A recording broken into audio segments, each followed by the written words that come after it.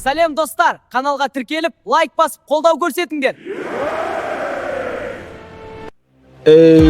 Сәлем достар, сіздермен бірге Нұрпол және де біздің келесі видеомыз емес, күнделікті шығатын видеомыз Mobile Legends. Сіздерден лайк, подписка, комментария және де біз өзіміздің қызықты сәттерімізді, видеоларымызды шығарып отырамыз. Кеттік.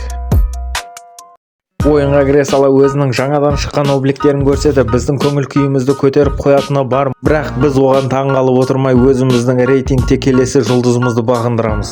Және де айта кететіндей, сіздермен бірге Нұрбол Mobile Legends'ке қош келіпсіздер. Бүгін бізде қонақта Чонг Лине Оптаға мен өзімнің сүйікті байесім Айдахармен баратын боламын. Менің қарсыласым алдыңғы видеода өзім мақтап, өзім қолдап ойнаған Эсмеральда болады. Алдыңғы бойда өз қарсыласыңызбен Эсмеральдамен қалай тұруды екенін көрсеткен болсам, бұл жолы өзіңнің қарсыласың Эсмеральдаға қалай тұру керек екенін көрсетемін.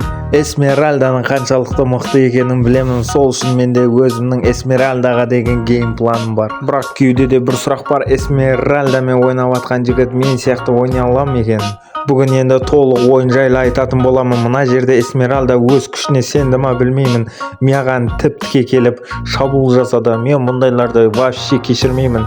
Мына ишек қаштырып жіберді анау. Натальяны алып өзіңнің керемет бір бойыңды UFC мен бүйтіп қызығып, Лине Опта кәдімгі трансформерлердің төбелесіп отқанда келіп мазаны алмаған жақсы. Оншайлы айтатын болсаң, Чонг Оузды өте керемет жинайды. Любой жерден, любой моменттен бұл оңай шығып кетеді. Бұның ультасының өзі бір керемет, бір мүсін емес, ұшқыш Айдахар. Сіздерде құры видеоны көріп отыра бермей, лайк, подписка жасап, комментарий жазыңыздар. Көптен бері комментарияны сұраймын, бірақ ешкім жазбайды. Неге? Сонда сіздер маған сұрақтарыңыз жоқ па? Әлі білмеймін, сіздер түсінбедім. Араларында түсінбей, бұл не ойын өзі деп отқандар болса, бұл Mobile Legends Play Market'тен тартып алсаңыздар болады. Бұның интерфейсі өте жеңіл, графигі де жақсы, ешқандай мультик емес, көріп тұрғандарындай кәдімгі Dota 2.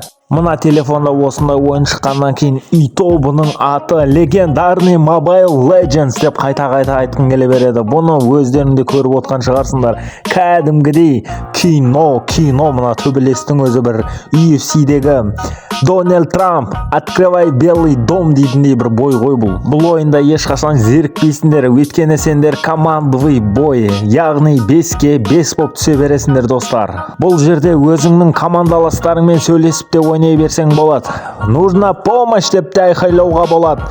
В атаку деуге де болады. Қалағаныңның барлығын істейсің, тек ойнай алсаң болды. Бұл жерде тек өзіңнің қарсыласыңмен жекпе-жек өткізу емес, бұл жерде кәдімгідей файт кетеді. Яғни 2-2, 2-3, 2-5 деген сияқты. Мына жерде байқасаңдар, бұл жерде біз черепахаға таласып тұрмыз. Бұл жерде черепахадан бөлек лорд та бар. Лордты білмейтін адамдар болса түсіндіріп кетейін. Лорд дегеніміз өте үлкен ірі денелі Джон Джонс секілді. Сендер оны қарсыластың командасына бермей өздеріңнің есептеріңе шешсеңдер, очко сендерде. Егер менің айтқандарымды түсінбей, сонда да не ойын бұл дейтіндер болса, тартып алып ойнаған жөн. Бұл ойынның бір кереметі, мен ешкімнен ұялмай Free Fire сияқты мультик емес деп айтамын. Free Fire'ды қалай ойнайтындарың маған өте қызық. Кәдімгідей бір Сегадағыдағы бір атыс сияқты бір Free Fire'ды шығарып қойған, бірақ оны көп адам ойнайды екен. Бірақ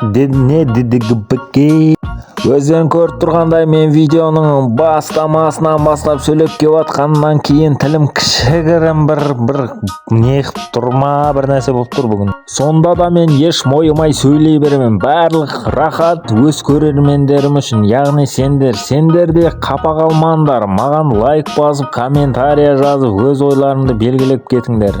Чонгты банға тығатын адамдар болса, Чонгпен үйренгендерің дұрыс. Өйткені бұл цивилизованный ішіндегі ең мықты байес десең болады. Бұның өзінің бір ерекше күші бар. Бұны ләж болса шитпен ойнаған дұрыс. Егер сенің линияңдағы қарсыласың Дариус сияқты жанды көп жинайтындар болса, газ воспа ілданасаңдар болды.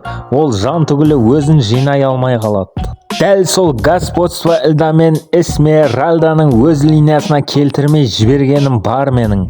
Өйткені байқасаңдар, Эсмеральда жан жинап немесе көп щит алады. Оның бәрін тоқтататын тек бір жалғыз снаряжение господство льда. Бірақ господстводан басқа снаряжение алмай только господство льда алып жүрмеңдер, өйткені бұл жерде стрелок мақта болады. Сол себепті барлығына ыңғайлы бір снаряжение алғаның жақсы. Сен бұл жерде тек бір снаряжение алмайсың, саған 6 возможность береді. Сондықтан асықпай таңдап барлығын жинаған дұрыс. Сендер де кішігірім іштен ойлайтын шығарсыңдар, бұл не ұтылмай ма деп. Дәл солай, мен ұтылмаймын, өйткені мен ұтылғанды салмаймын.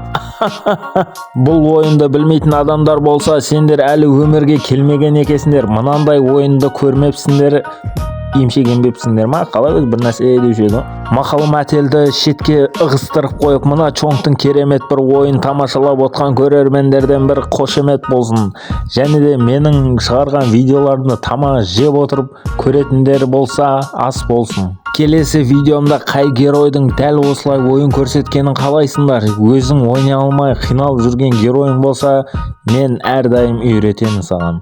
Негізгі менің ұту символым ол MVP, бірақ MVP-ны кейде алам, кейде алмаймын. Ойынның да соңына кеп қаппыз. 8 минутта демде ұтып қойды ма десеңдер қателесесіңдер. Ары бері жүргендердің бәрін қысқартып осындай бір видео шығардым. Сіздерден тек қолдау күтем, лайк, подписка, комментарий, және де өзімнің айдиімді мен әрдайым көрсеткен болатынмын. Сен маған жаз, YouTube каналдан келдім деп, дәл сені дәл осы бойға алып кетемін. Біз сендермен ешқашанда қоштаспаймыз, біз тек кездескенше деп айтамыз. Дәл осы сәтте осы видео соңына жетіпті. Ал ендеше кездескенше, ойындарыңа сәттілік.